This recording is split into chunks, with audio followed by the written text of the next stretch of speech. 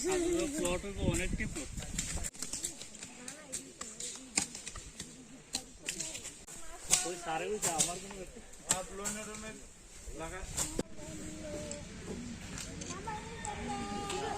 আমরা চেলিখোলা এবং গজারিয়া বিভিন্ন জায়গাতে আমরা 20টা লোকেশন আমরা আইডেন্টিফাই করি, যেখানে আপনার ইমিচিউর গাঁজা ক্যানাবিস গাঁজার প্ল্যান্টেশন ছিল।